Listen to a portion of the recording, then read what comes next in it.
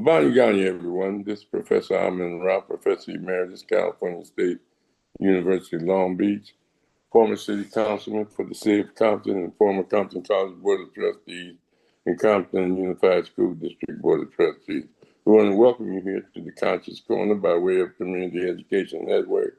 And we are pleased to have our panel here this evening, Brother Ernest McBride Jr., historian and archivist for his father, Ernest McBride Sr., well-known community activist in Long Beach, where they name schools and recreation centers and recognize him as one of the premier movers of the civil rights movement in Long Beach, started NAACP of Long Beach as well as the Optimum Club, and just well-respected family institution in Long Beach, right there by the recreation center, they live right down the street from there. And then we have Brother Rahh from Detroit, Friesen. Brother Rahh is a strong critical thinker and analysis of the movement, dealing with the cold weather in Detroit, but he's all weather soldier. He can still bright, brilliant, and have a deep thinking. We appreciate him being on from giving us the Detroit perspective of what's going on in the world. And we have Brother Mshinda out of Louisiana, the deep, deep South, another deep thinker and critical analysis of what's going on in the world from the Southern standpoint. And we deeply welcome him for his wealth of knowledge and experience working with young people, as well as just working with the community in the South to become more political active as well as conscious of their struggle. And we got Brother Rashaki, Maskani, who is the hallmark and the platform analysis of this program. He's the one that put this platform together. I think we've been here over 5 years. How many years, Rashaki? 5 and counting. 5 and counting, and we've been in struggle and development, and we have a website, Community Education Network, where we have past videos and all the writing perspectives and some biographies of the various people on the panel. We want to welcome my sister, my friend, my colleague from Centennial High School alumni, Ms. JoAnne Perry, who is a teacher herself and a mastermind of just consciousness in the community. She has a wealth of knowledge and experience raising their kids, and they're all super talented in music and in scholarship. And we deeply appreciate her tuning in this evening. And so we deeply appreciate everyone's on. Again, I'm Professor Rahh, Professor Emeritus, California State University of Long Beach, Africana Studies Department, where I taught for 34 years, as well as former city councilman for the city of Compton and former Compton College Board of Trustees and former Compton Unified School District Board of Trustees. Again, we want to welcome you here to the Conscious Corner. Tonight, our subject is a very one that's dear to my personal heart, and this is my season, and this is my month. It's called Black History Month.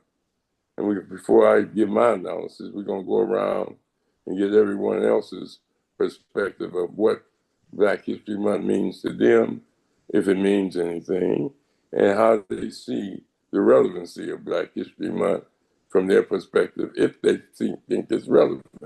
Brother, we're going to start with you, Ernest. What do you think about Black History Month and how it's portrayed and how it got started and what's going on? Well, to me, it's the best month because my granddaughter was born on the 4th of February. My one of my brother-in-laws was on the 5th. My birthday's on the 10th. My wife's on the 22nd, and Jerome's mother, my cousin, hers was the 20th.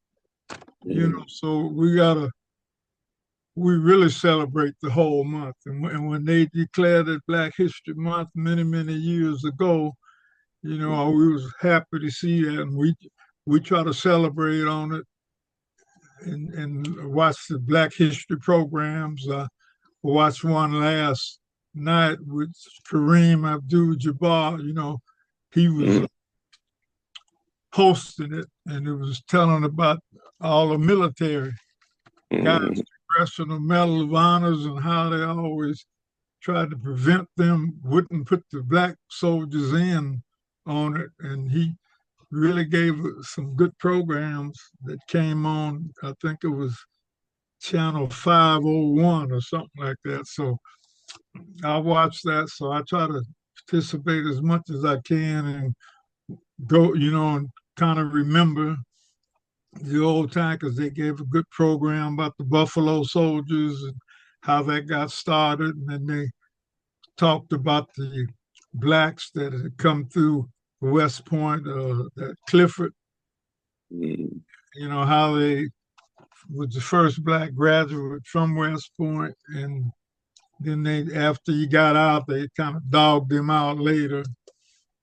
So, but it's interesting to keep up with that, and they, had programs about Sojourner Truth and about Black Moses with Harriet Tubman, and it's kind of good to keep that going.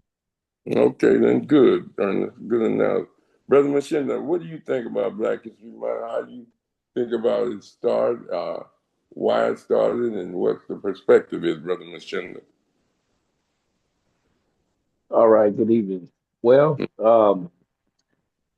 just I mean, it's what it is history, and we're constantly building, creating history as we move forward, so uh record history, it's important to bookmark or not, to read, to have information, resources available to reflect on like what happened in the past, the old saying is, about the past, you don't know the past, that kind of thing. So I think it's very important. It's positive. Anything's like that is positive because it's you salute the old warriors that came before us and opened up, opportunities or put their lives on the line, that type of thing. So I'm all for it. As far as anything positive, I salute it. I know it used to be Black History Week, and I remember back in school, we would uh we would recognize Black History Week. And it was something in my household. We talked about, we had books and things and reading up on it. About Black History Week, different people that came before us, like I say, that the folks that provided, like I said, put their lives on the line and made it things more accessible, But I mean, it's still, I mean, it's got things in place, but when you have something like Black History, but especially in a time like this, where there's like anti-DEI and all these other little buzz things that they talk about, it's good to celebrate it, because they're trying to really dismantle or trying to force that the education, the history not to be told, so but but again, I'm in agreement. I mean, I'm listening to everybody tonight, like I say, we discuss this every year, and it's a good thing on this show that the topic is, talked about. And so that's it. That's all I have to say at this time. Well, Mshinda, your analysis is always good. You and Brother Ernest, and we deeply appreciate you commenting. Brother Heat, you there? You on mute, Brother Can you Heat? hear me? Yes, All right. sir. Yeah. Brother Woodson, Carter G. Woodson, Mm-hmm. started this. I think like in the 20s. Um, and it started off as a week, like the second week in February, and it was his intentions were to celebrate um our history. I mean, what inspired him was like the birthdays of Lincoln and George Washington and Frederick Douglass, and he wanted uh, race pride or pride in our people. And for some reason, America doesn't look at our history as being American history. So he started celebrating the history of our people, and it went from a week. That second week, I don't know why it started in the second week, but it went from that 1 week, and now it's a month. And it's one of those things that started, a small thing with us, but a lot of people now are acknowledging the month in February. Not only Black folk acknowledging it as a time to reflect on our contributions and the things that have happened to us, and how, in spite of it all, we continue to flourish and grow. And I think I mentioned it before. It's one of the greatest stories ever told, and it's good that we're telling it and keeping it going. And we especially need it today. I think our young people really need to start focusing on where their ancestors and forefathers went through and the contributions made to this country and the world. It really turns out to be a wonderful thing, because you get to see all these documentaries and books and programs, and this is a good time to catch speakers. They come around, and different organizations bringing out the speakers and hearing their perspective and their contributions and other people's contributions. It's a cold time here in Detroit, but really a warm thing. It warms the heart. So this is really a special, not just a special time for you, Brother Ernest, but turns out to be a special time for everybody on this panel and all our people here. I really appreciate what Brother Woodson did. So, yeah. Oh, good. Brother Rashaki, how you feel about Black History Month? How you see it? It's Its relevancy and well, Black history is the reason why we're here. You know, we live in this color context system, and so with that come colors. So there's colors, and we just happen to be a color in this system, and so we identify with being Black and the struggles that we've been through in order to even have Black History Month. Just tells you that a system that oppresses you just isn't, it's not enough to keep you from achieving and triumphing through all this negativity. And we celebrate it. Black we celebrate all that we are. And Brother Mshinda mentioned the DEI, and that's just Black history is we fight that. We fight things that comes our way, because we're all we have is us. So Black history is just special. So it's a special time, and we're the result of those. We stand on the back of all those strong people who got us to this point, and so we just keep it going. We're a part of the change agent to make us better than what we are. So I appreciate you guys coming week after week, contributing to Black history. It's we are the result of Black history, and we're the continuation of Black history in a positive light. That's how I see it. All right. JoAnne, you want to add anything? You're on mute. Are you there? Okay. So I just got off. Well, Black history is good for me because I come from a family that, you know, really thought about it. They worked through it.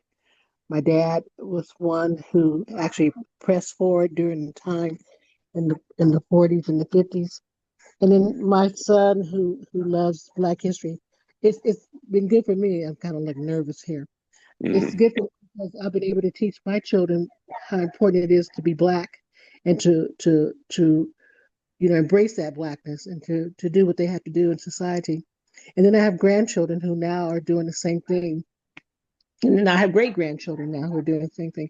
So it's really a family tradition for us that we continue to strive to remember that Blackness is important, that you love who you are, that you honor your Blackness and you take it to wherever you're going to go. You don't let people tell you that you can't be something and you're not something when you are.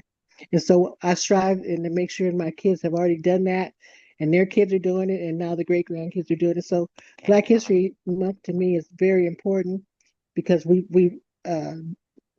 family paved the way. My grandfather, my great grandfathers, they all paved the way.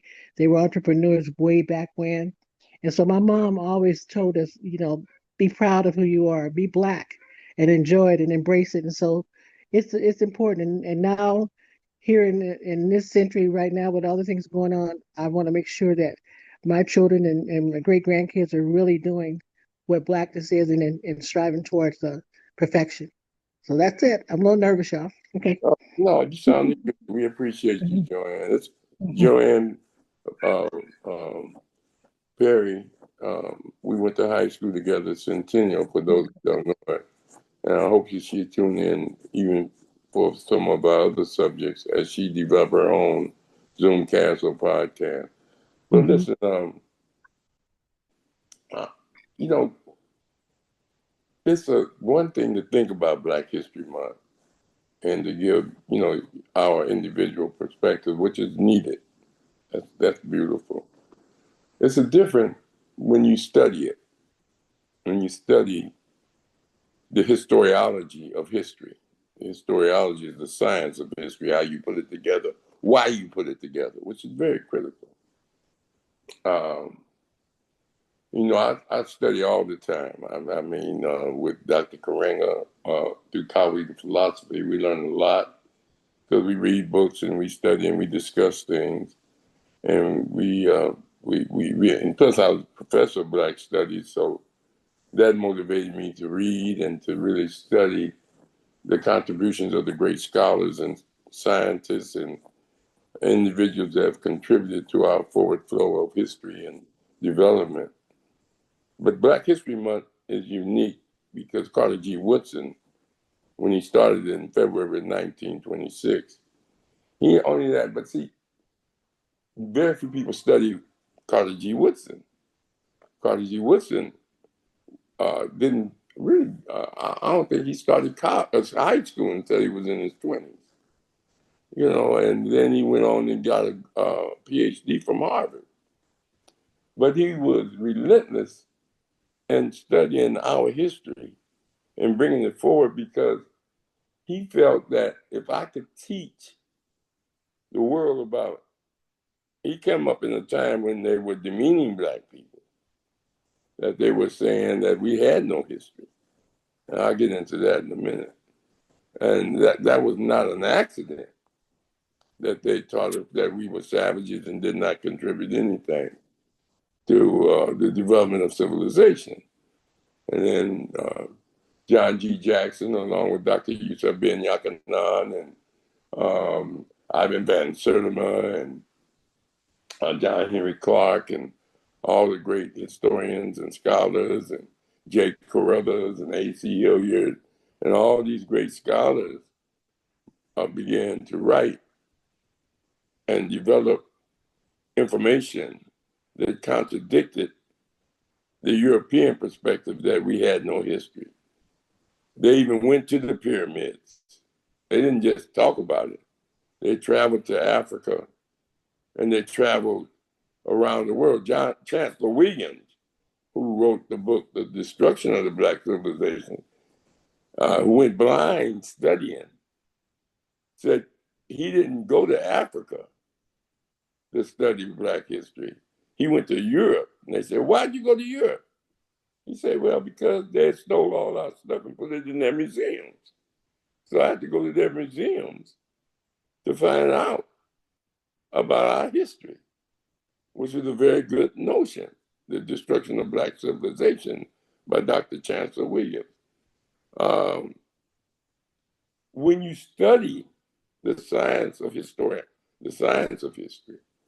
you begin to look at it from a different standpoint. Because G. Woodson was so insistent on proving the system wrong, the education system wrong, about our history and our culture and our values and our ethics and our morals as a people. He felt that if he could teach that to us, we'll feel better. But if he taught it to the world, they would treat us better. So that was his, people thought he was nuts because that's all he focused on. He didn't get married, he didn't get involved. That's all he did was just write and study. He started a magazine called The Study of Negro Life, History and Life. And as he said, it started off as Negro History Week in February 26th, which was very, very, very critical. It didn't become Black History Month till the 60s, till 1926. And when they taught it in our schools, they generally brought out astronauts and athletes and entertainers. And they maybe brought out poets and things of this nature, what they call safe things. They never really focused on Hades and our struggles for civilization. And they definitely didn't talk about Nat Turner, and they definitely didn't talk about Denmark Vesey and Black people that rebelled. They talked about Black people that really complemented their perspective of achievement. Jackie Robinson, breaking the color line, all those type of things. They put up, little pictures of them and things of that around the room. It's what they call safe perspectives of Black history that really talked about how white folks recognized them for their entertainment, athletic, scientific, or intellectual achievements, which is good. We needed that also. But Carter G. Woodson, he not only did he start, he started it, as he said, because of Frederick Douglass and Abraham Lincoln birthdays were in February. That's why he chose February. Because a lot of people say, well, why we have Black History Month in February, and that's the shortest month, they're cheating us. Well, the person that started it chose February. White folks never gave us any month. They didn't even give us a day. You understand? Or a minute. Because they said we didn't have no history. That's why they enslaved us. We were animals. We were treated like animals. We were branded. We were people property. Matter of fact, they said when you have to trace your families back, you don't go to birth at the county or certificates of human birth. You have to go to an area where it's property, animals and things like they count their cows and stuff. But anyway, so Carter G. Woodson, in the 30s, he wrote a book called The Miseducation of the Negro, which is very critical. I'm talking about studying Black history. And it's not easy. Then he started the Association for the Study of Black Life, Negro life, and Negro history. And like I said, during the Black culture movement of the 60s, in the later part of the 60s, when we went from Negro student unions and Negro, which you can say Spanish mean Black, and Spanish were European, Spain is in Europe, and they participated in the Holocaust of enslavement of us. And a lot of people like to think that was a derogatory term. But white folks, they changed the Negro and nigger and all of that because that's what they do. They always shorten names. But anyway, so in the '60s, during the Black Culture Movement, which many of us were a part of in the '60s, the Black movement was two parts: the liberation movement, the civil rights, and the Black Power. The Black Power is the one that pushed Black culture, Black arts, and Black consciousness. And that's when, in the latter part of the '60s and into the early '70s, there's a lady at SC tried to say she started Black History Month, but she didn't. We even started doing the student movements at the universities. But at the same time, what happened was they said we had so much history that we couldn't do it in a week. And that's why they stretched it to a month. Now, other people followed us. We were the first to start studying, taking off a month to study our history and our contributions. Now you got, the seniors got a month, the gays got a month, women got a month, the Mexicans got a month. They got 2 or 3 months. Even the Cinco de Mayo is a week, a day or so, which means May 5th. That's all Cinco de Mayo means. But it had nothing to do with their experience in America, except for the women movement and the gay movement and all of that took on the month. But most of the Latino stuff had to do with their struggles against Spain for liberation.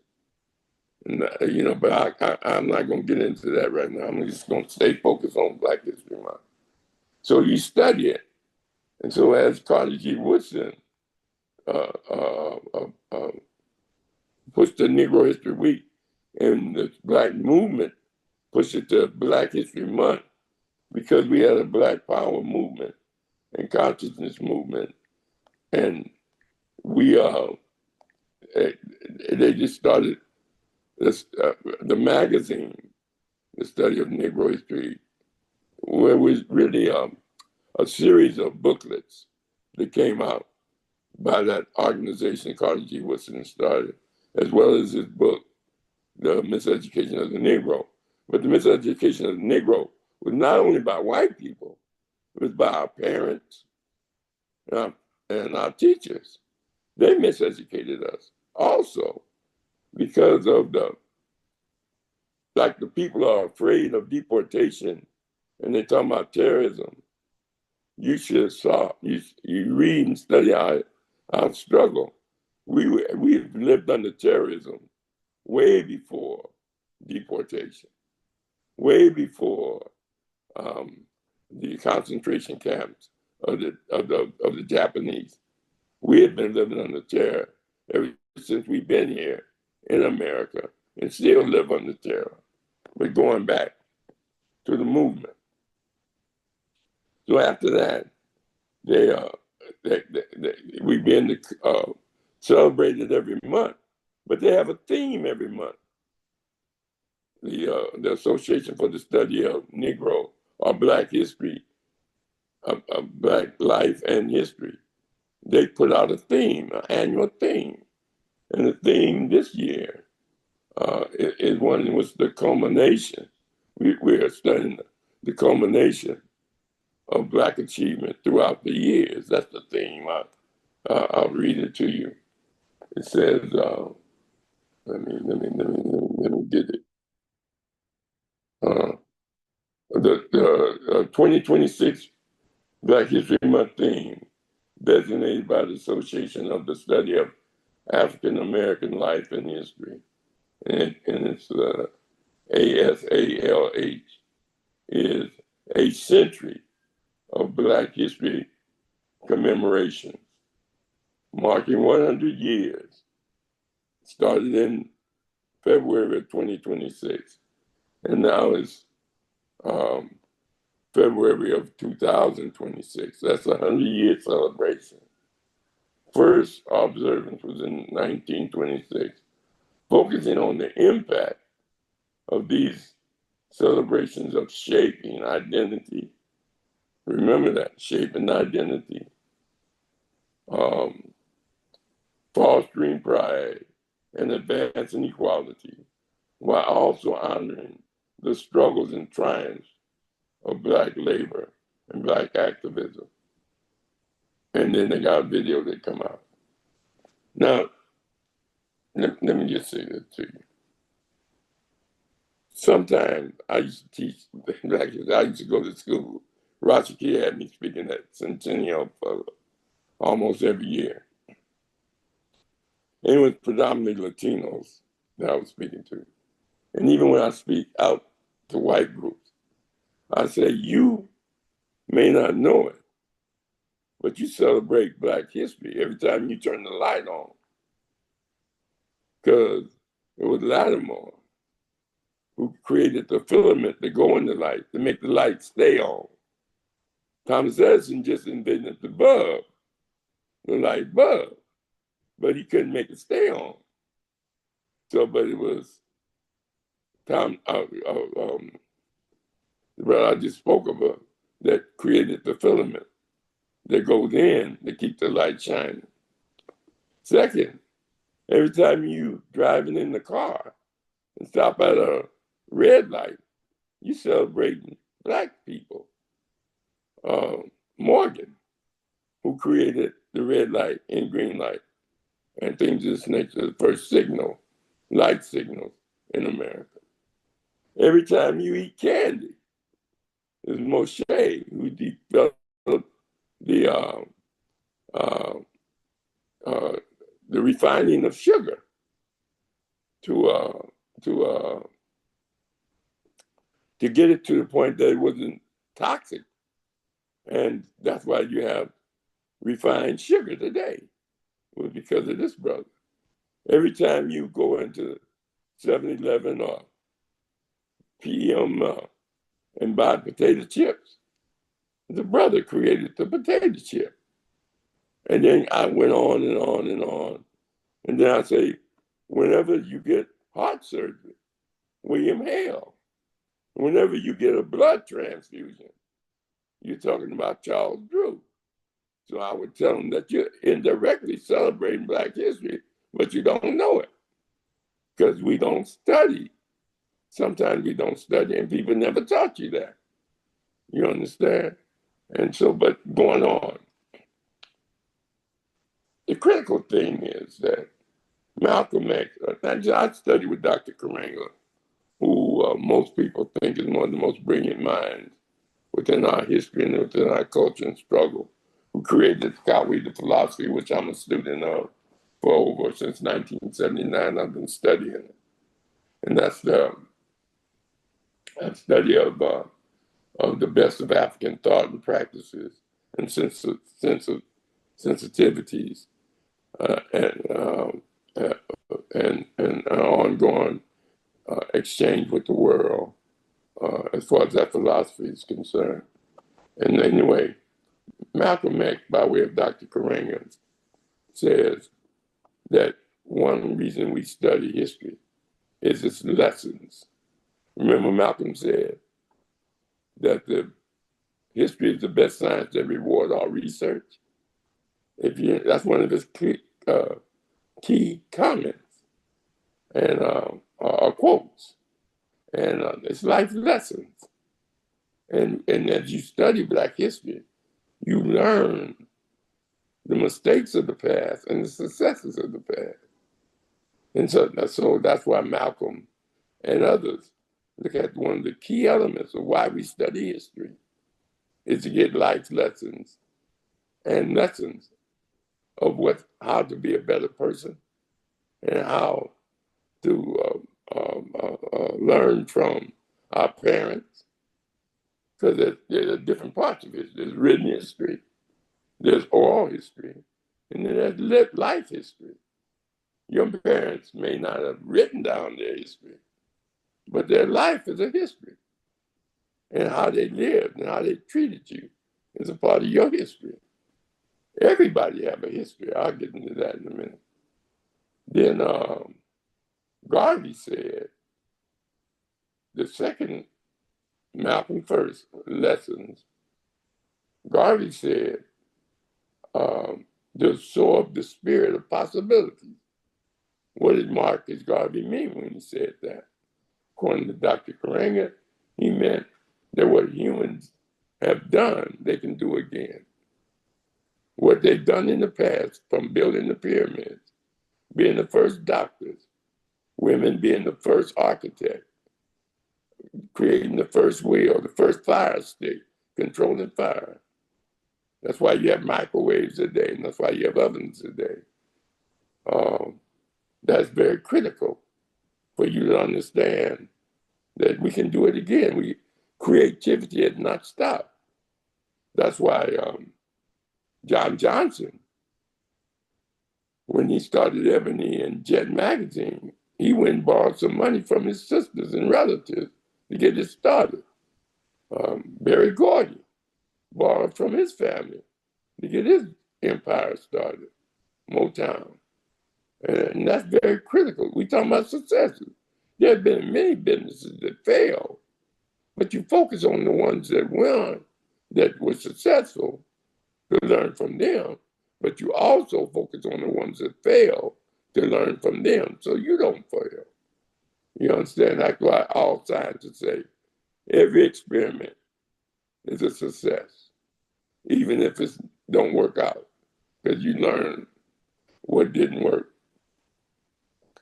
So Garvey said that in many ways. And then Mary Bethune said that we are a people that's responsible for the continuation of our greatness. She built Bethune-Cookman University in Daytona, Florida. She just got off a bus or something, or train, and said, I'm going to build a university. And they had no money. And created an institution that still stands today. So we look at that and see the reason people don't want to deny your history, not you don't deny it, but white people deny it. That's the way they take away our humanity. Do you understand that? That's very important. So the more history you have, the more human you are. You understand? That's why when you meet somebody, you want to know their history. When you go and study anything, you want to know its history. And so this is why the European worked so hard to take away our history, to justify him mistreating, demeaning us, and enslaving us, and doing these negative things toward us, and creating a culture of despisement of us. People didn't want to live around us. People, all kind of rumors and things that they put out about us. They even said we grew tails, all kind of stuff. Then it goes on to say that we also study history not only because of the excellence, models of excellence that as Bethune talked about, but also morality of remembrance. These are all coming from Kawhi philosophy. Morality of remembrance. It's our duty and responsibility to remember, to recognize those that have passed on, those that are still here, and take those life lessons and inject them into our family members, as JoAnne was talking about, teaching our kids and our children and grandchildren about their culture, about their family. That's what the so-called thing that you go and check genealogy, going back into your genealogy is all about, and that's very, very important from that standpoint for some people. Morality, remember, history is humanity, and the other thing is that, identity is very important. When you think about culture, it gives you identity, purpose, and direction.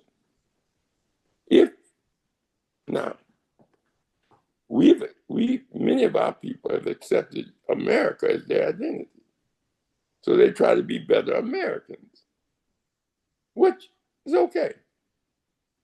That's what you choose. But to be a better Black person, you have to see your identity and purpose from your cultural scholars and cultural contributions and development. It's not easy, brothers and sisters, to take Black History Month as a sacred month. As a month, not that we don't study Black history year round, because I taught for 34 years year round. I taught summer school, I taught winter, I taught the regular semesters and the college level. And Rashaki is a teacher at school. He taught all the way up to the summer. And then if you taught summer school. So, it's always a constant thing.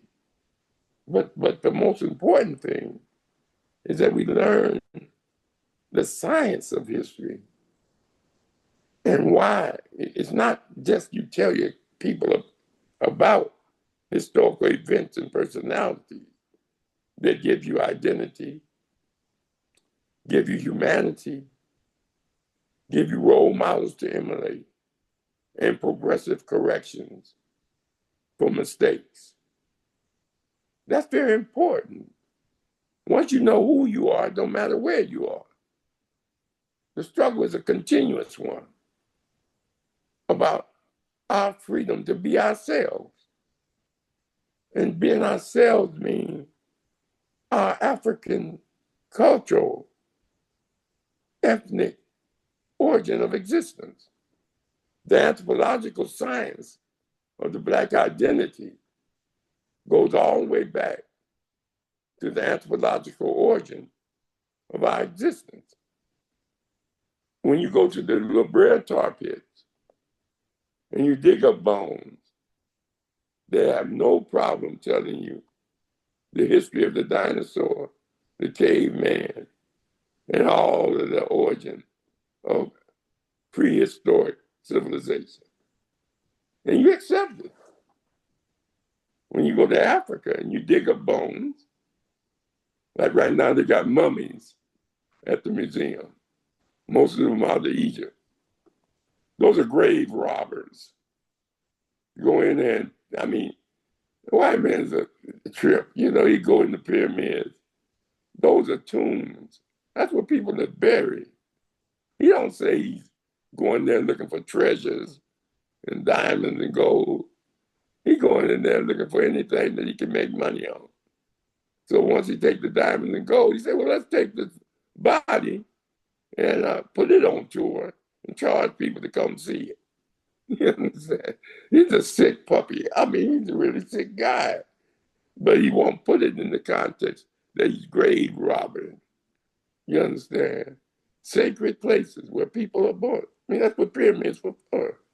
But anyway, the whole point is that the foundation of all understanding, if you want to understand anything, you deal with its history, its origin of existence.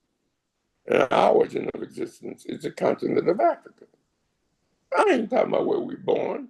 Like Malcolm said, if a cat climb up in the oven and have kittens, you don't say those are biscuits. Just because you're born in America and based upon how they treat you, you still ain't an American. Like Malcolm said, I ain't an American.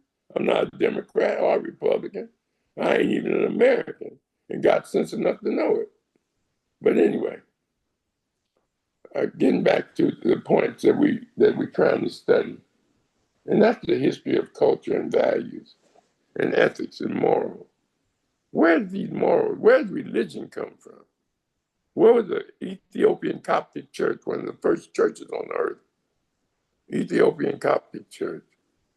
I mean, the three, and when Dr. Ben wrote the book, the three major Western religions, he dealt with the origin of Christianity, of Judaism, Christianity, and Islam.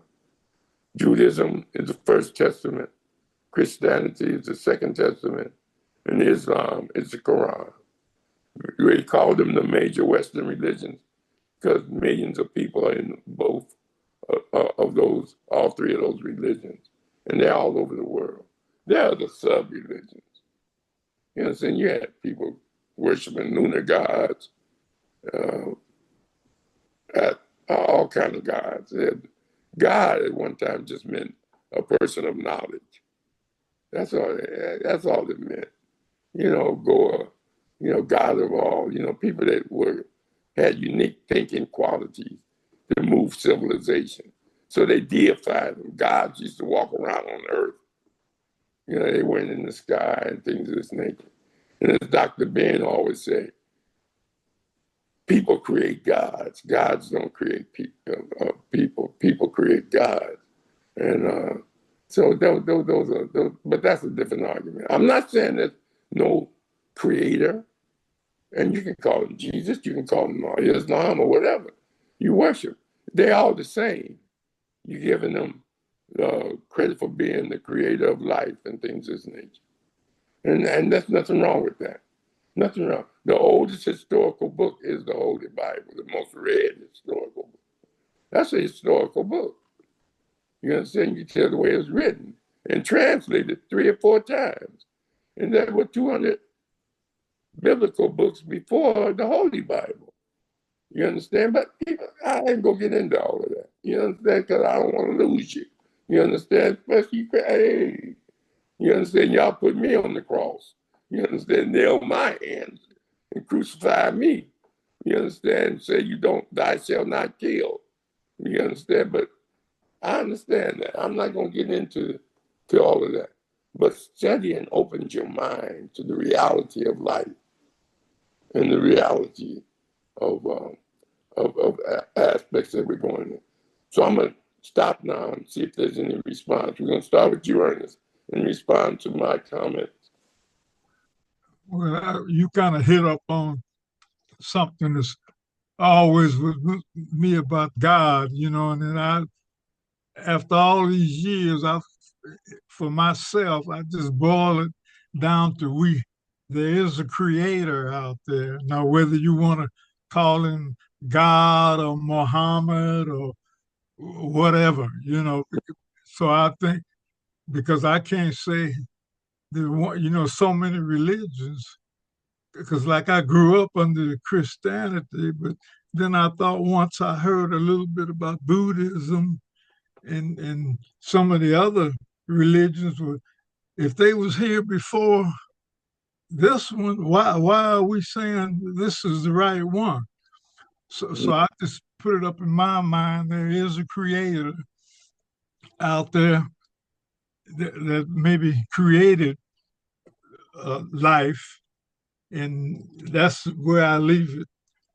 But like Mshinda was saying about when he brought up Carter G. Woodson, you learn something new every day. I didn't know he started the Black history, because when I got into genealogy on my family, I studied a little bit about Carter, not about his life, but just about the anthropology stuff that he did in 1820. Government tasked him to find out how many free Blacks there were in America, and he found over 200,000 families were free. They were never slaves in 1820. And then 10 years later, 1830, he found out it was over 300,000. So they were never really slaves. And he listed a lot of the names in the book that were free Blacks. And one of my neighbors down the street, his name was Goins, Goins. And I saw his name in there, and I tease him about that all the time. I say, man, your family probably enslaved mine, because you were free, and my name McBride is a slave name, you know. So Mm-hmm. I tease him about that. But the religion thing, that's why I never got into, you know, a lot of the stuff they saying. I can't buy that because you know, you'll find another religion over here that started way before yours. So, and then the thing about the Bible, you got prophets that wrote it, and they're saying, well, this came from God. Well, how do I know that? Mm-hmm. You're telling me this.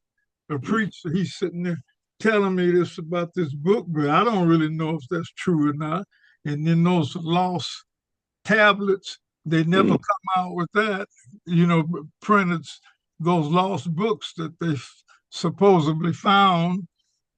And then they're saying, well, the reason is too heavy for people to know about it. Well, you scholars know about it, so why can't the rest of us know? You know, so to me, as you know, it's just a, hey, if you, I always felt in my heart, if I treated everybody right and respected, you know, other people's rights, then I'm in a good spot. You know, I don't need to go to church or do this and that. I don't need to take Mm-hmm. that in and let that guide me, because let your heart be your guide. Mm-hmm. But that's kind of how I looked at it all these years, even though I grew up under it. But that's because my parents, that's what my mother was real religious in the church. And my mother was, you know. So, but you can't really prove it. I'm a kind of guy, hey, if I can't prove it, it doesn't mean it's not true, but it doesn't mean it is, you know, it doesn't mean it isn't. So it's just something that you never know. I guess you never know till you get out of here. Yeah. You Brother. might, you know, I always told my dad, he said, used to tell me, well, the greatest thing about religion, it made dying easier. That's what he looked at. You know, because when you on your deathbed and you get religious and somebody pray, man, it makes you feel, it'll probably make you feel better because you don't know where you're going, you know. And I used to kind of tease him. I said, well, you better try to get some kind of religion now, believe in something, because once you go, you don't want to get to the pearly gates or wherever you're going and then find out it was true. So for me, it's like you said, but I didn't know Carter G. Woodson. You say he had an organization now that still Yes. does some of his work. Mm-hmm. Yeah. Yeah, yeah, and it's still printing. It's still printing, Yeah. and they have an annual thing. Yeah. The brother Ahi, any comments or response? Yeah, I thought you beautifully put, you and Ernest both, the really poignant points, and like our history is our story. That's how we're defined, and it's pretty straightforward and truthful, which is so important. The evidence shows from the writings of witnessing events to photographs, uh, movies, videos, and people's interviews.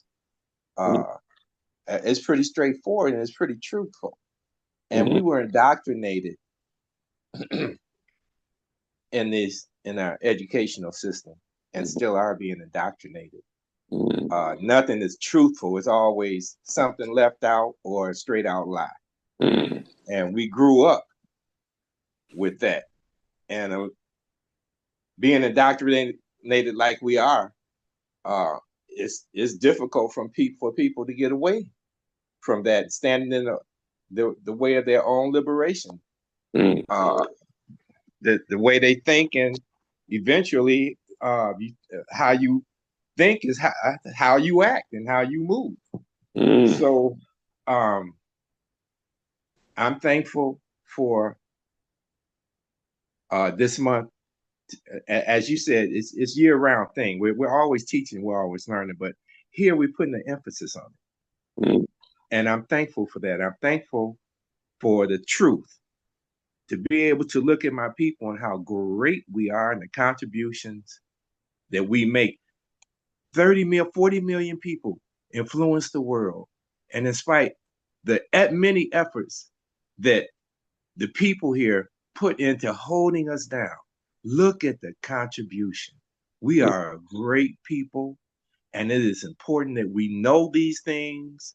Like you were saying earlier, Professor, about the inventions. There's a book out saying that Black folk invented everything here in America, and I intend on getting that.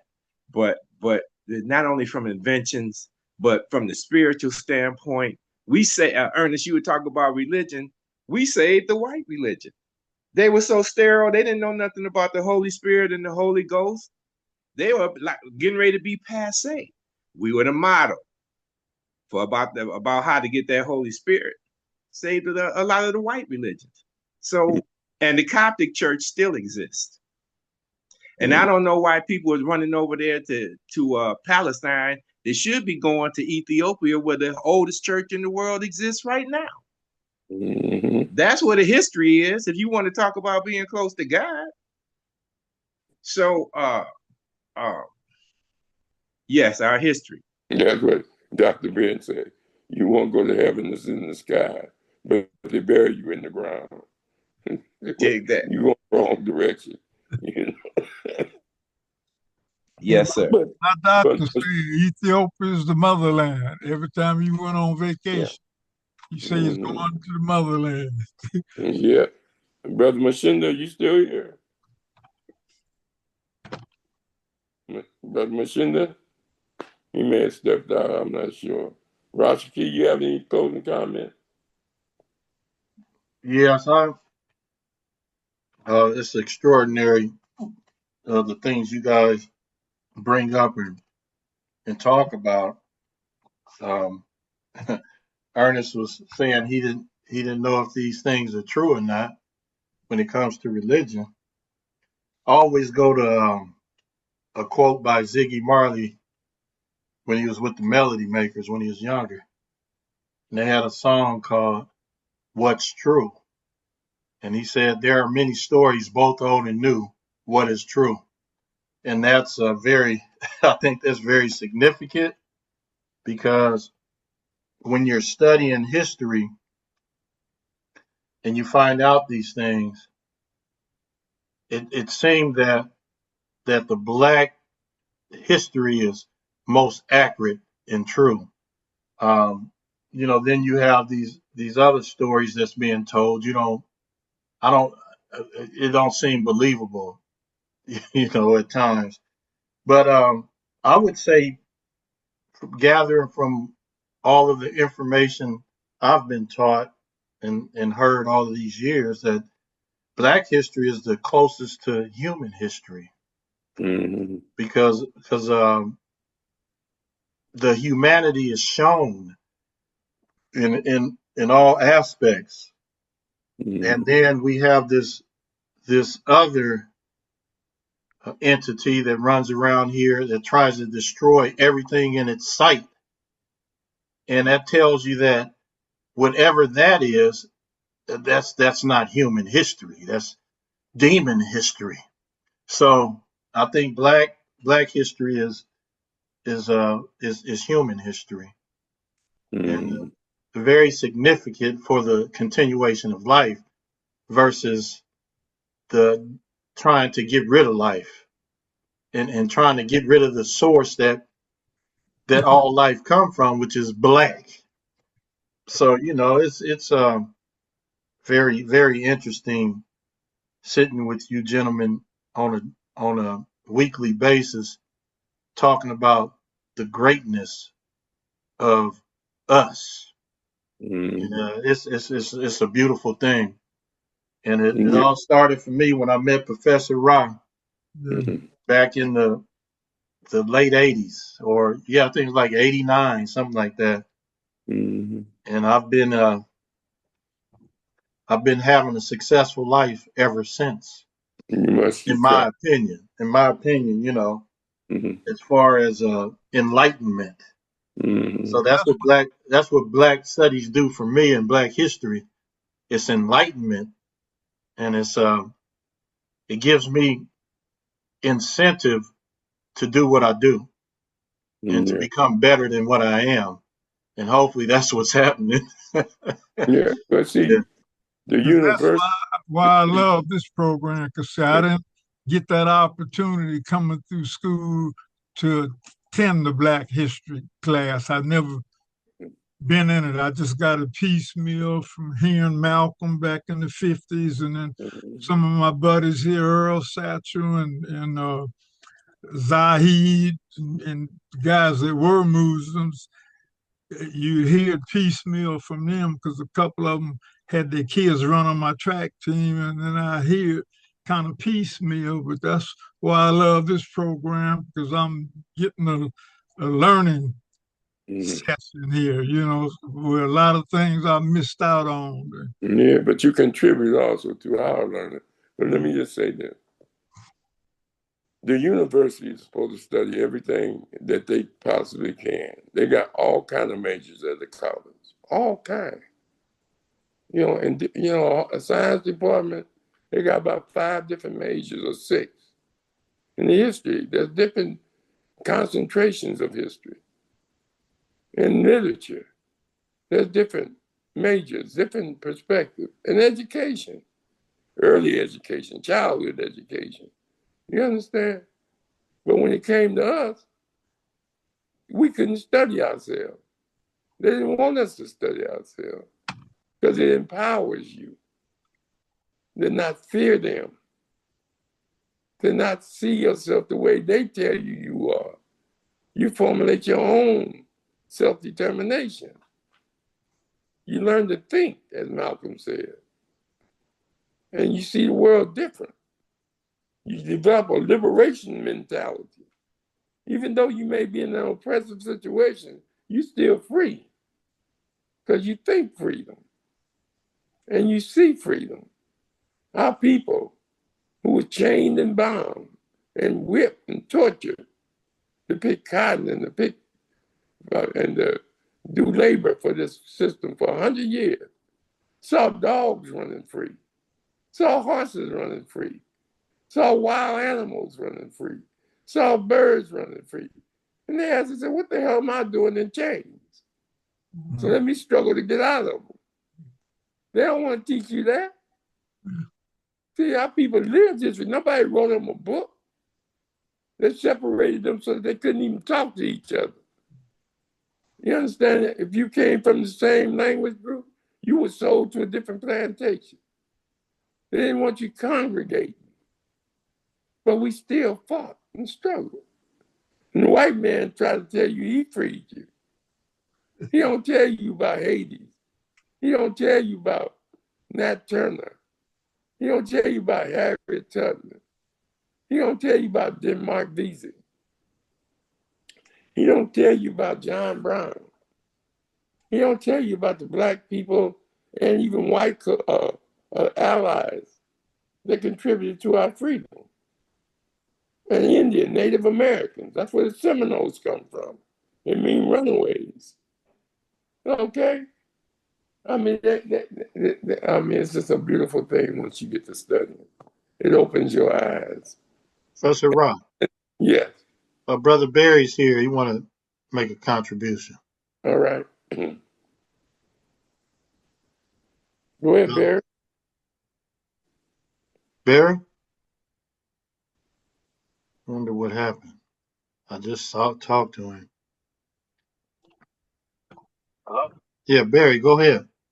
Okay. Hey, what's up, Brother Rahh? How you doing, Professor? And I really appreciate the points that you bring out today. I really do. And I gotta say I agree. And I just think back as a child, my grandparents was always pressing before us to all get baptized. But my mother and father gave me the option whether I wanted to do it or not.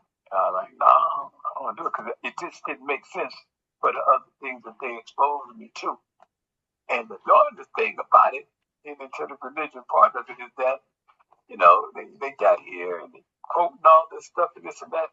And by the time they brought us over here off the slave ships, they stripped you of your language. They stripped us of what our religion was. And then they gave you this new religion that you could not even possibly begin to understand because you couldn't read it. So how? It's just no way. And it was all designed to keep you, praising them.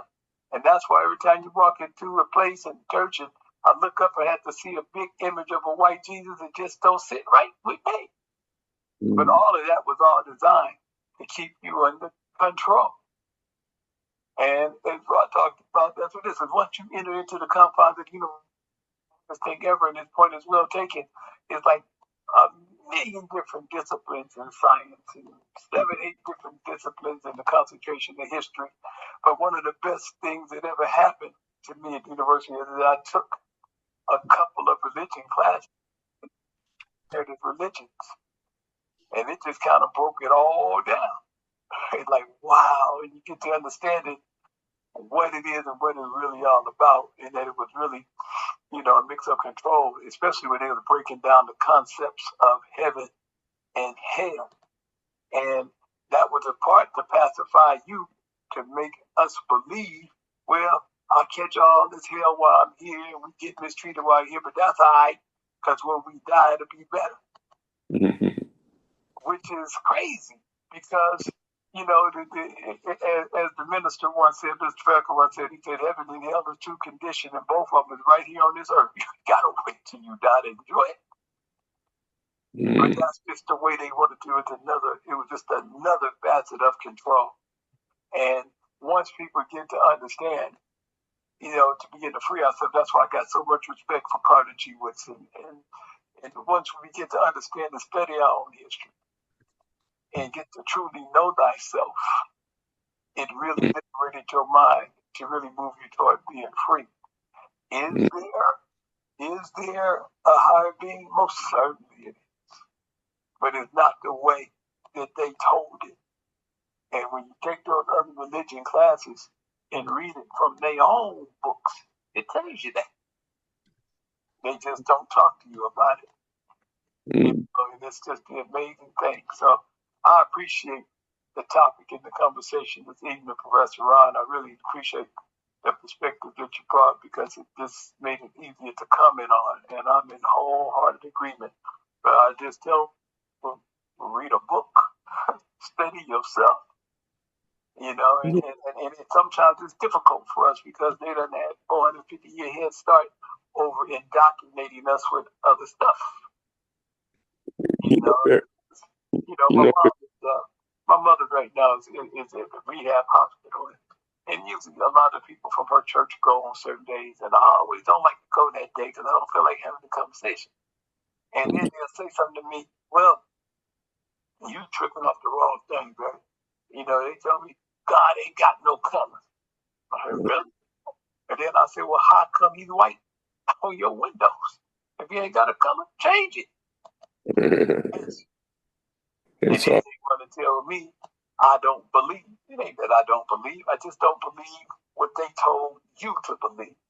And I'm not going to accept that. And the studying of our own history and being able to get to a comfort and research and learn was the best mix of freedom I've ever had in my life. I understand what it is and what it ain't. So I'm most appreciative of the subject matter tonight, Professor Rahh and Brother Rashaki. Thank you, guys. Let me just say this to you, man. Every degree we've earned, every book we have, may it be Durkheim in sociology, may it be Marx in socialism, it is no different from the black books that we read. It's just their perspective. But they grade us on what we learn from their scholars. You sit there and you read those books and you study them to get your grade so you can graduate. And it gets into your mind, your psychic. You understand? And you be thinking that those books are so valuable. And it costs so damn much now. Books cost more than your registration. Yeah. I mean, and you be saying, well, why are we studying Durkheim? You never asked that because the teacher said this is the classroom book. We don't research the authors. You understand? We don't, we just take it as I got to study this. Whereas and that's why they didn't want Black studies to come into being, because it puts our scholarships on their level. See, me as a professor, I got an opportunity to give grades and tell people what to study. That's power, man.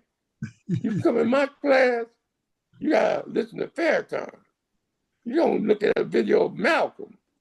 You're gonna look at a video of Dr. Ben, Francis Cress Welsing. You understand? From our standpoint. At a white university. You understand? Predominantly white university. It had white people in there. You understand? And Arabs. Because when we started Black Studies, we made sure our classes was equal to the white classes. They had to change their whole curriculum to accommodate us. When we first started, you can get over 18 units from one department of GE requirements. They cut it down to you only could get X amount, 3 or 4 units, or 6 units. And you had to go out to other departments to get GE requirements, upper division. I'm just telling you. I mean, man, your major is just what, 36 to 45 units. It takes 124 to graduate. What are the other units in? They call it optional electives, and they call it a minor. But you have to get 124 units. Sometimes your major is just 36 for years. It was just 36 units. You understand? And when we drafted the first degree in Black Studies, we used the same formula that sociology used, 36. What did they do? Go get a sellout Uncle Tom Negro to be the department chair, and he boosted it up to 45 and said you had to get 6 units outside the major. You understand? Just to accommodate white people. You understand? They could have left it at the 36. But that's why it takes 40-some units to get a degree in Black Studies. You understand? But a lot of them units aren't in Black Studies. You understand? I mean, you'd be surprised at the games that they play. But anyway, Rashaki, tell us about tomorrow.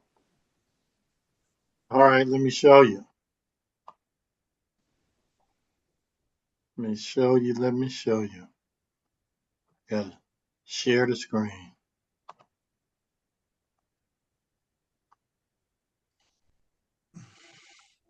So tomorrow we have attorney Larry Fields, and we're going to be talking about Dr. Martin Luther King and self-reliance.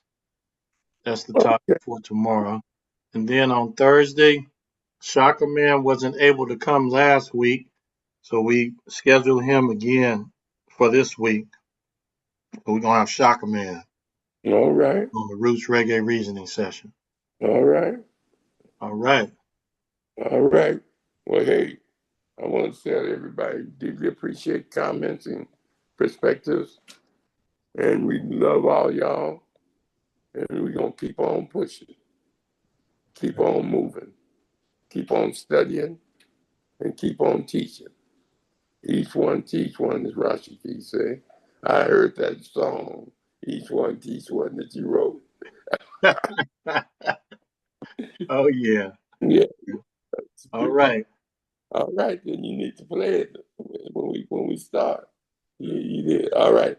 Two time now to everybody. Two time now. Conscious Corner and and each one teach one. Yes, sir.